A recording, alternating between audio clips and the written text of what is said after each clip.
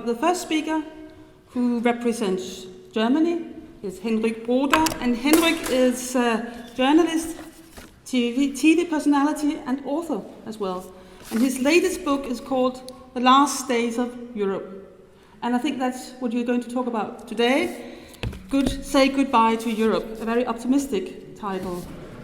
The floor is yours, Henryk.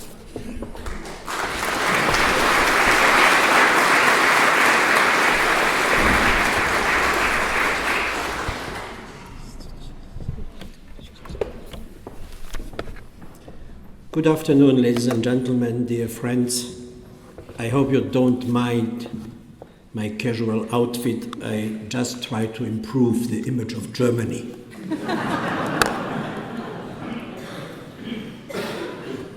And mostly I fail.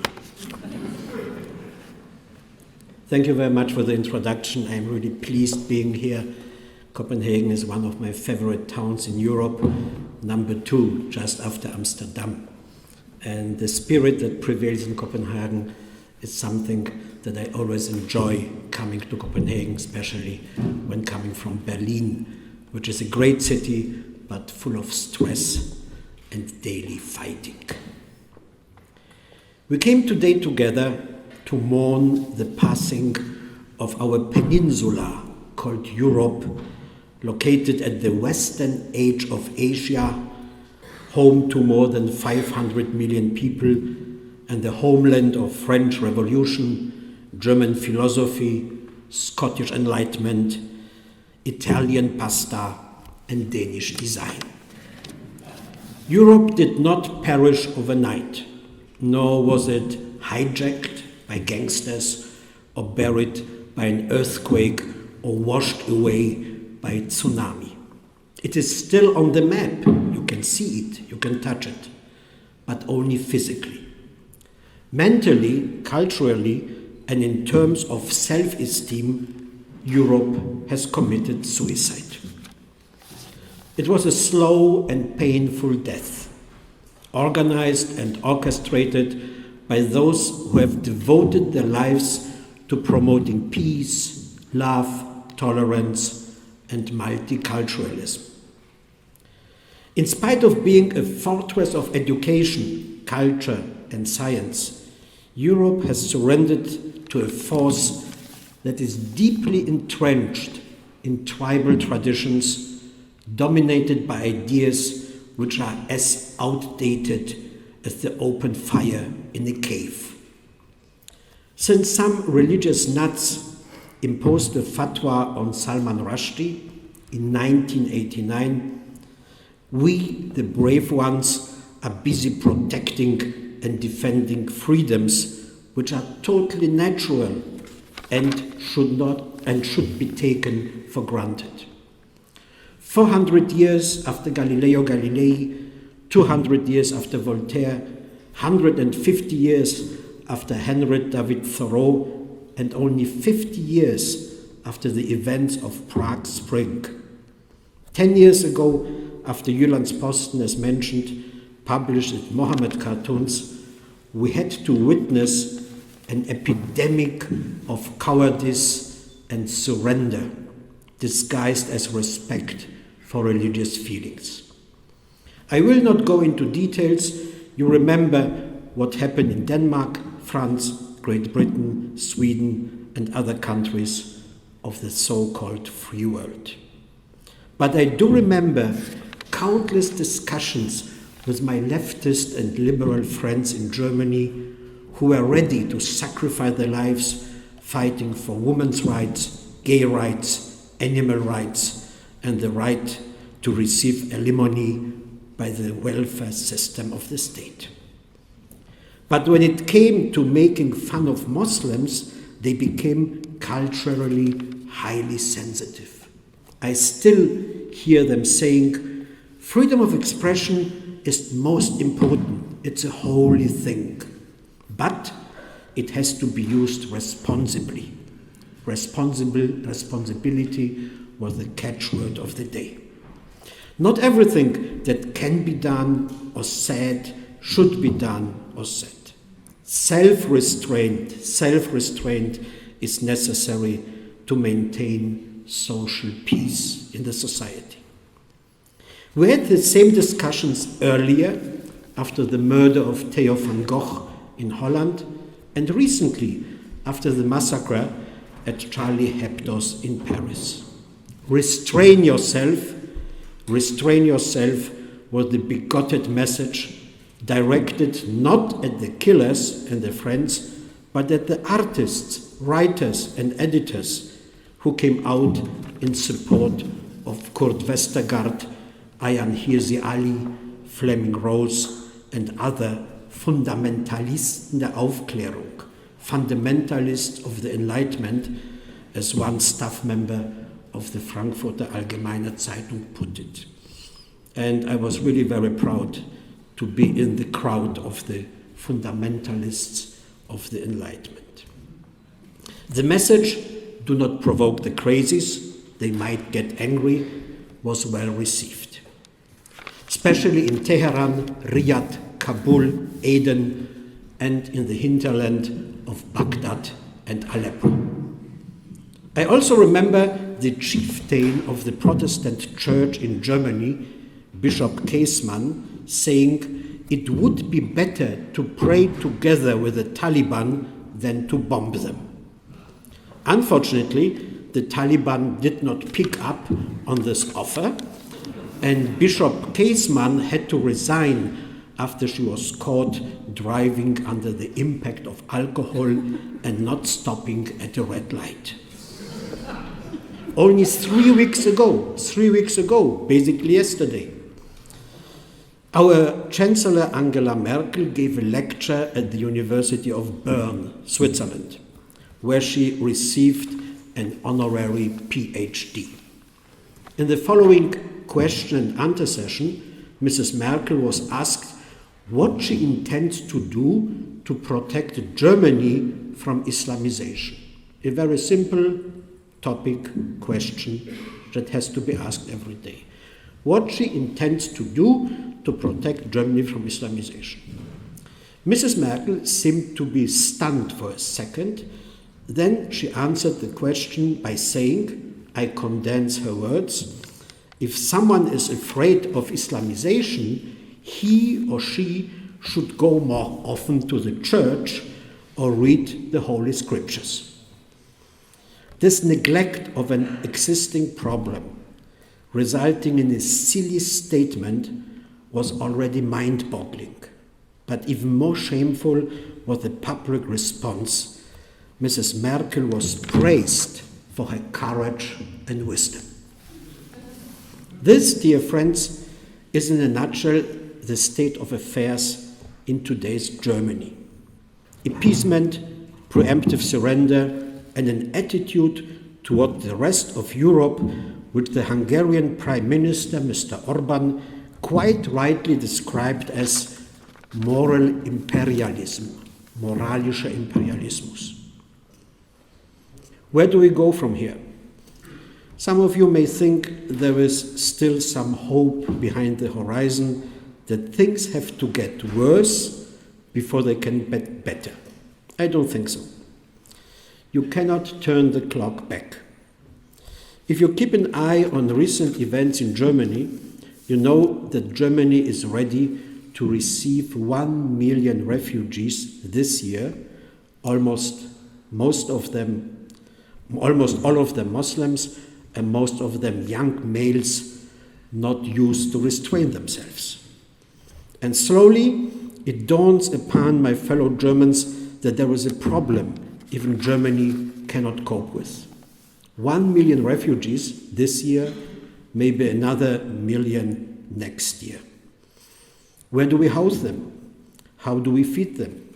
Where do we find the teachers to educate their children? There is only one thing we know for sure. The unrestricted influx of refugees with no experience with democracy, equal rights, women's rights, and the rule of law will change Germany beyond recognition. And not only Germany, Europe will not survive this test of endurance. The technocrats and bureaucrats of the EU, phony performance on the Brussels theatre stage like Martin Schulz and Jean-Claude Juncker, know how to deceive the public by suggesting that we need more Europe, more integration, more central institutions in Brussels. Would you trust a physician who prescribes you more of the medicine that knocked you off your feet? Why should we trust politicians who are promising to solve problems they have brought upon us? Europe, they claim, is a union of values, and do not forget, only 3 years ago, the European Union was honored with the Nobel Peace Prize. Already then, it was a bad joke. In retrospect, it is the proof how arrogance and hubris damage the perception of reality. If peace is more than the absence of war, there was never less peace in Europe since the end of World War II. Europe is deeply divided. The North against the South, the West against the East, the rich against the poor. It is a house of cards falling apart. But yet, the politicians invoke the spirit of Europe, the European idea, like a spiritual healer, our masters of fraud and deception. The whole situation reminds me of the last days of the Soviet Union. The worse things got in the Soviet Empire, the more crisis managers showed up, telling us that this is only a temporary crisis, that in the end there will be a solution to every problem, provided we stay put and act in concert. And this is exactly the tune played today. Our beloved Chancellor, Mrs. Merkel, keeps telling us, wo ein Wille ist, da ist auch ein Weg. Where there is a will, there is also a way. The German version of Barack Obama's "Yes, we can." But no, we can't. We simply can't. We cannot cope with millions of migrants coming from totally different cultures, even if we are willing to give up some of our principles in order to exercise what is called today Willkommenskultur, the culture of welcoming. One of the many German euphemisms designed to blur the difference between facts and fiction. I really do not want to be so negative on this beautiful day. I do not want to spoil your mood. However, to turn a blind eye was never a good idea. The only thing we can do is to protocol current events, to call a spade, and avoid appeasement in the spirit of Winston Churchill, who once said, "An appeaser is one who feeds a crocodile, hoping it will eat him last." Thank you very much. Thank you. There's Q's and A's. People can ask questions. Yes. You can answer it from your seat. Okay.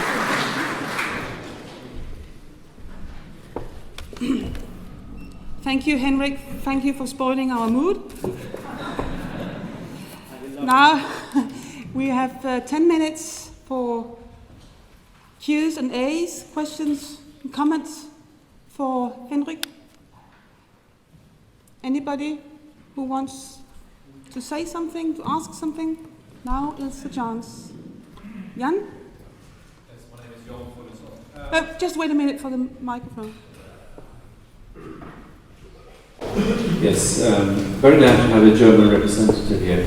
I think some 5 years ago, Angela Merkel said it was the end of multiculturalism. She and David Cameron said it was not possible to have a multicultural society in Europe with all the influx of immigrants and non-European origins. And now she's changed her mind. Why? Yes, it's a good question. I have no answer. I'm not sure. Seriously. All Germany, the friends and the foes of Angela Merkel asking the same question, what happened to her? She was maybe not our favorite politician, but at least she was deeply grounded. She was standing with both feet on the ground. Obviously now she has elevated herself.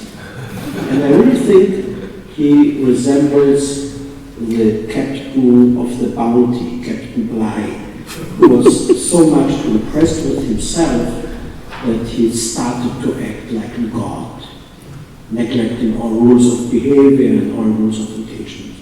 This is the central question, and there are hundreds of comments in the German press, in the radio, and the German media, and no one can find an explanation for this. Yes. And it happened really overnight, when she broke all rules and all laws, opening the gates of Germany and letting thousands and thousands of people come to Germany. You must imagine the EU is negotiating about the gerechte Verteilung, the just distribution of 120,000 refugees from camps in Jordan, Turkey and other states. Only in the first 3 weeks of September, 135 migrants came to Bavaria, and they were distributed within Germany, with by now already horrible consequences. Fights in the camps, and it's almost impossible to house all of them, and the winter is coming, and probably some of them, or most of them, will have to stay in winter in tents, which is not a pleasant situation. This is a big, enigma for us. What made Mrs. Merkel change her mind? We do not know. It's not satisfying, I know. Yes?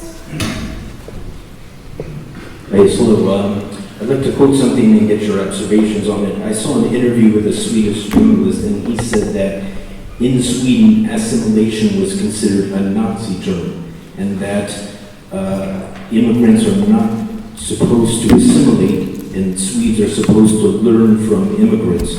Do you see that this is in fact what is going on in Europe in general? Yes. Yes, when we speak about integration today in Germany, so this term has two meanings. Integrating the native population and integrating the refugees. And this is absolutely bizarre. How do you integrate 81 or 82 million Germans into Germany? I think this is a good joke, there's something for a stand-up comedian, but this is an opinion review being uttered publicly by serious politicians. And this is going to be the general formula. We have to integrate and they have to integrate too. It's like saying, to a woman and to a rapist that both of them have to change their attitudes. Yes? Hello. Hi, my name is David Baba from Kurdish Generation of Sweden. I have just one question. I've offered you why suddenly Turkey opened the gates or the frontiers to all these refugees to come into other countries, to Europe? I don't know. I seriously don't know.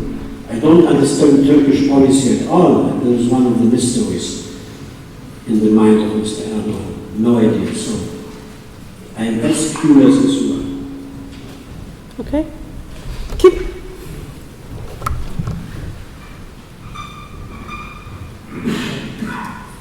Question: how do you think this integration will happen? Wow. How will Europe disintegrate, like the Balkans, like Lebanon? Will it happen financially first, or socially? Yeah. Comparing it with the Balkan or with Lebanon means already a very positive option. No, I'm in a very negative mood, Basically, I'm not a negative person. I'm very pessimistic. I believe in progress.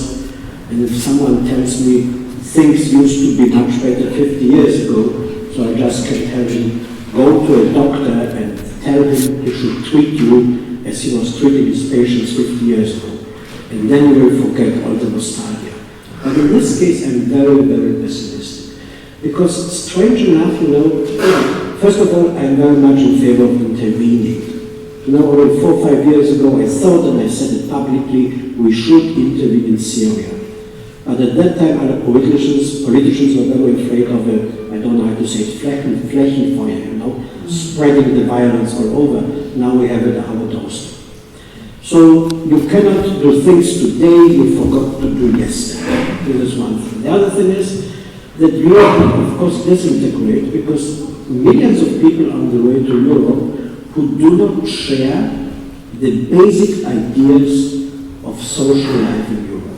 And we have enough problems in Germany with people who are illiterate, with the so-called Lumpenproletariat, and with people who have no idea about political and social culture in Germany. And we are adding to this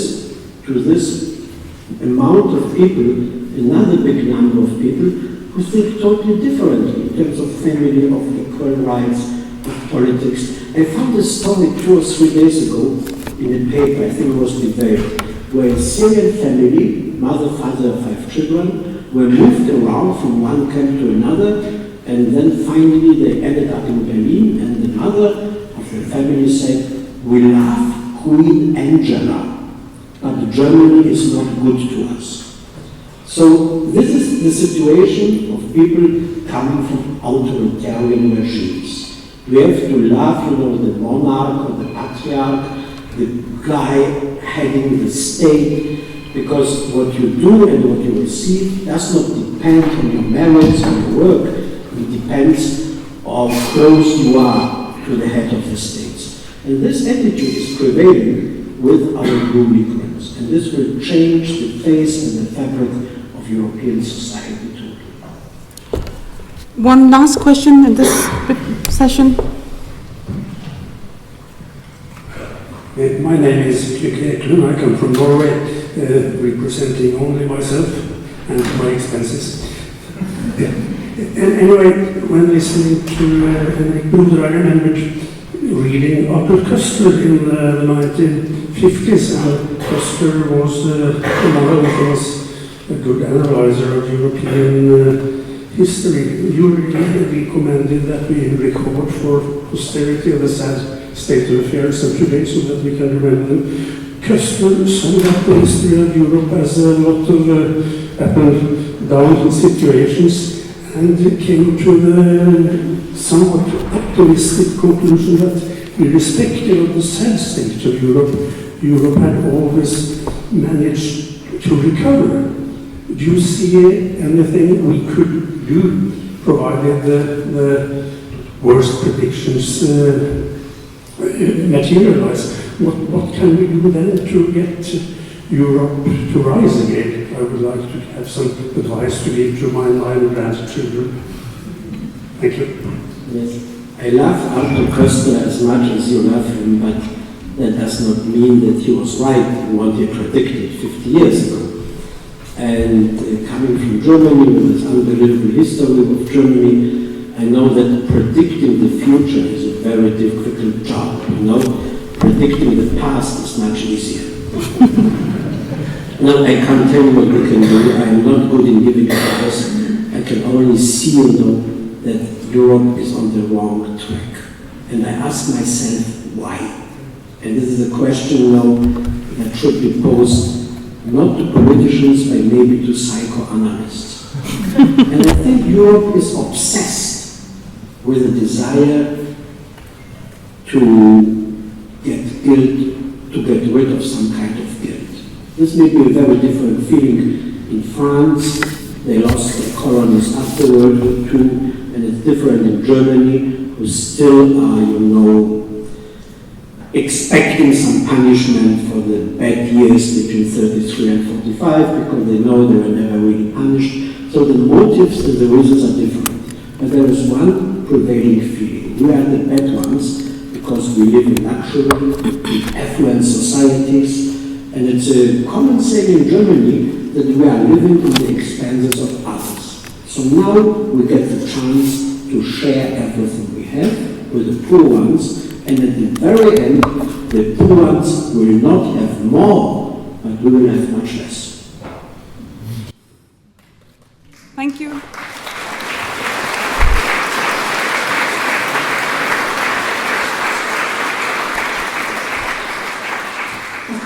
Sorry for being so pessimistic. Thank you, Henryk.